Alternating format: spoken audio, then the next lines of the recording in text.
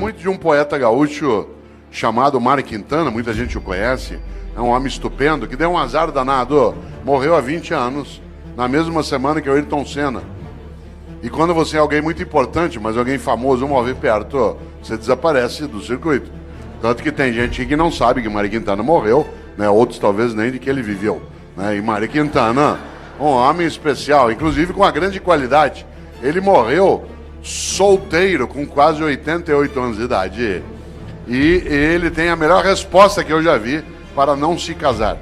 Todas as vezes que alguém perguntava a Mário Quintana, mas por que o senhor nunca se casou? Ele dizia, sempre preferi deixar dezenas de mulheres esperançosas do que uma só desiludida.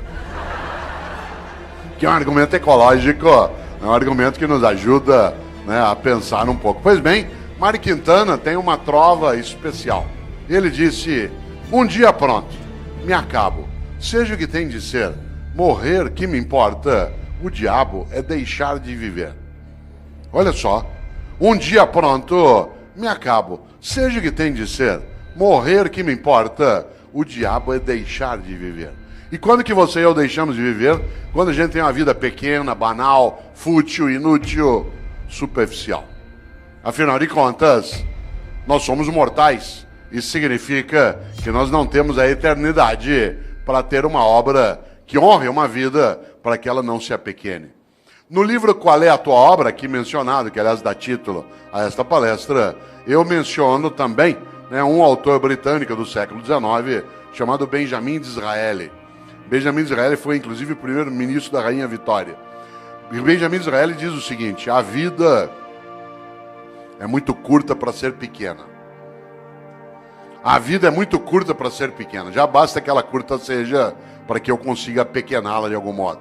E quando a gente apequena uma vida que já é curta, quando a gente tem uma vida banal, fútil, inútil, superficial, morna. Interessante. Nós temos hoje aqui um grande grupo de homens e mulheres que no campo do município ou do estado atua na atividade pública, isto é servidor. É aquele ou aquela que tem uma capacidade imensa de fazer algo especial, ganhar a vida cuidando de vida. Você quer coisa mais honrosa do que ganhar a vida cuidando de vida, mas não da própria vida. Também da própria vida, mas do conjunto da vida numa comunidade, numa cidade, num estado. E nesta hora, quero lembrar algo. De fato, a vida é muito curta para ser pequena. Nós estamos quase terminando o mês de novembro. Esse mês teve, no dia 2, a lembrança por parte de uma parcela dos cristãos que criaram o seu dia de finados. O dia de finados tem uma finalidade, fazer com que você e eu nos lembremos de algo especial, que mortais somos. Aliás, você sabe que nós somos o único animal que é mortal. Porque embora todos os animais morram, nós somos o único que, além de morrer, sabe que vai morrer. Por exemplo, teu cachorro está dormindo sossegado agora. Teu gato está lá, numa boa. Você, desde que eu falei, está pensando. Por isso, nós não somos só mortais. Nós sabemos disso e o fazemos desse modo.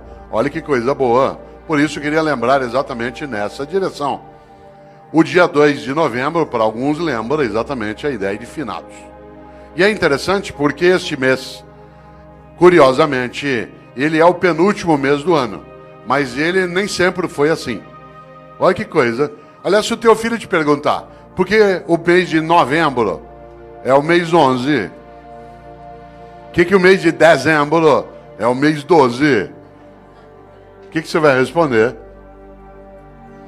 Talvez você não saiba, mas como lembrou o presidente, eu sei. Em compensação, tem muita coisa que você sabe e eu não sei. Muita coisa que você conhece eu não conheço. Sorte sua e sorte minha. Soubéssemos as mesmas coisas, nós íamos ficar nos repetindo.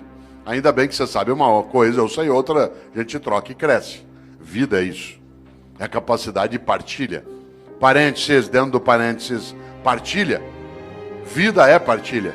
Homens e mulheres que não sabem partilhar não têm uma vida que possa ser tão elevada. Afinal de contas, uma vida que tem abundância é aquela em que há partilha. Exemplo, nós nos aproximamos da lembrança do Natal para algumas pessoas.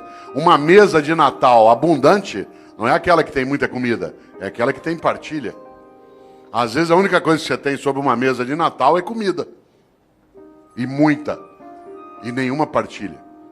Vida é partilha. Afinal de contas, é só lembrar algo decisivo. Vários de nós aqui, ou aqueles que nos assistem, quando mais jovens, tínhamos menos dinheiro, menos recurso financeiro. A sociedade brasileira era mais pobre do que ela é hoje. Vários dos nossos pais tiveram menos dinheiro do que nós. Vários dos nossos tínhamos menos recurso. O país ele foi elevando a nossa capacidade de renda. Claro que ainda longe daquilo que a gente deseja e merece, mas absolutamente superior ao que já tivemos há 40, 50 anos. Portanto, vou contar uma coisa que quem é jovem talvez não imagine. Vários de nós, quando mais jovens, a gente ia almoçar no domingo na casa de um irmão, do pai, da mãe, de um parente. Não tinha possibilidade de fazer um almoço se cada um não levasse alguma coisa.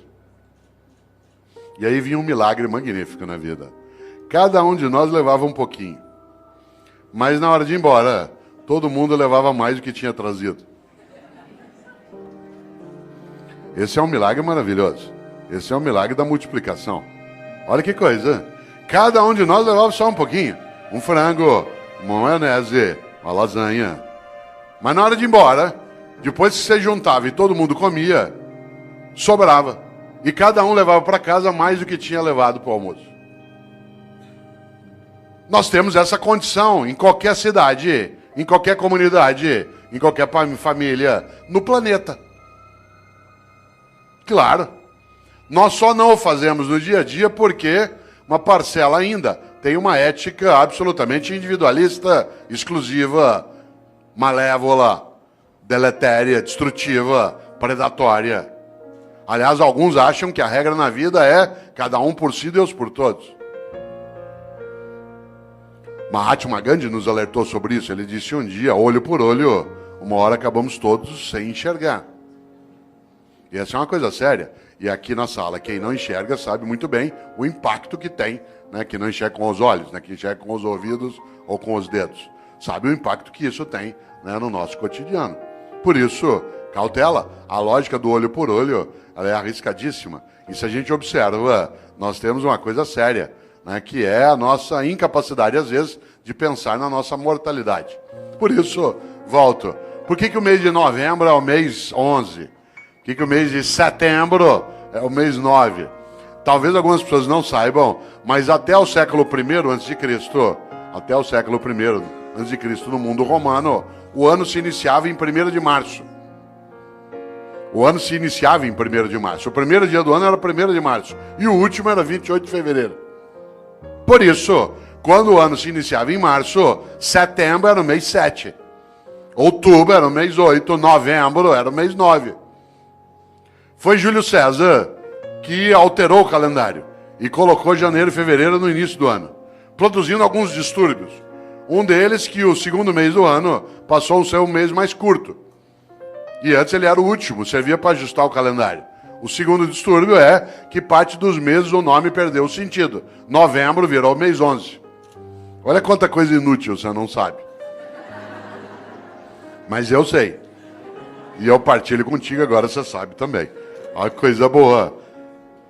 Pouco a pouco o mundo foi adotando o dia 1º de janeiro como o primeiro dia do ano. O único país do mundo em que o ano continua começando em março é o Brasil, né? Que é um país clássico, né? Um país clássico que não aceita essas modernidades de Júlio César. E para nós, não é março, ainda não começou, né? Olha que coisa interessante. Eu, Cortella, no dia que eu me for, e eu me vou, e você também. Mas eu não quero ir. Eu quero ficar. Lamento. Só tem um jeito de ficar. Se você fizer falta. Eu tenho um livro chamado Viver em Paz para Morrer em Paz. E nesse livro eu faço uma pergunta na capa que eu queria fazê-la aqui agora. A pergunta é: se você não existisse, que falta faria? Não pense nisso numa sexta-noite após beber um pouco. Se você não existisse, que falta faria? Por exemplo, tem gente que faz uma falta imensa. Tem gente que faz uma falta imensa na tua vida. Alguém que te criou, alguém que te apoiou, alguém que estava contigo. E tem gente que não faz falta nenhuma. Teve gente que não vai poder ir ao teu Natal porque não está ou já morreu, vai fazer uma falta imensa. E tem gente que não vai e vai te dar uma alegria imensa. São aqueles que nos dão o agradável prazer da ausência delas. Já imaginou? Cuidado! Você sabe que morrer é ser esquecido. Você, quando faz falta, não é esquecido. Não é casual que no grego arcaico o verbo para morrer e o verbo para esquecer seja o mesmo, que é letos, de letal. Porque morrer é ser esquecido. Enquanto alguém lembrar de você, derramar uma lágrima, der risada por algo que você fez e que ele recordou, pegar uma roupa tua e cheirar e ter uma boa lembrança ou saudade, enquanto a pessoa olhar algo que você fazia, querer lembrar de uma comida que você gostava, você continua vivo. Morrer é ser esquecido. Claro, se você for a um cemitério agora dia 2, você deve ter notado, né? Tem túmulo que está abandonado, tudo caído, o vaso não é cuidado mais, aí morreu. Enquanto alguém estiver contigo, na memória, no coração, olha a palavra que eu vou usar de propósito, na recordação. Recordar é fazer passar de novo pelo coração. Recordar, recordes. Você continua vivo. Interessante. Há pessoas que morrem em vida, porque são banais, fúteis, inúteis, e não fazem a menor falta. Tem gente que nos faz, repito, uma falta imensa. Só tem um jeito de fazer falta. Para fazer falta na vida, você tem que ser importante. Não confunda importante com famoso. Tem muita gente que é importante e não tem a menor fama. E tem muita gente que é absolutamente famosa e não tem a menor importância. Uma pessoa importante é aquela que faz falta. Por exemplo, enquanto nós estamos aqui agora, tem uma auxiliar de enfermagem no hospital da prefeitura do estado que está lá tirando as escaras de alguém que está em coma há 3 meses. A pessoa nem sabe que está sendo cuidada. Aquela pessoa é absolutamente importante, aquela enfermeira. Tem alguém que está ajudando a cuidar do abastecimento em Campinas, que está agora numa repartição, fazendo nota de empenho para a gente poder ter reforma na escola, poder ter via pública estruturada. Tem alguém que está numa Câmara Municipal ajudando a preparar projetos. São pessoas absolutamente importantes, mas que não são de maneira alguma famosas. A fama passa. Eu, Cortella, às vezes eu sou famoso, depende da semana, do programa de televisão que eu participo. As pessoas passam a semana inteira, te vi na televisão, te vi na televisão. Eu estava agora em novembro, no programa da Fátima Bernardes, a semana inteira falaram, te vi na TV, vou estar lá agora dia 10 de novo, 10 de dezembro. Aí eu sei, semana inteirinha, te vi na Fátima, depois de uma semana, vai embora. Claro. A fama passa, a importância fica. Só tem um jeito de ficar, ser importante. E a importância você constrói onde você está. Na família, no governo, no legislativo, numa atividade de natureza privada, numa escola. Afinal de contas, uma pessoa importante é aquela que fica nos outros. Olha aqui para mim se você puder.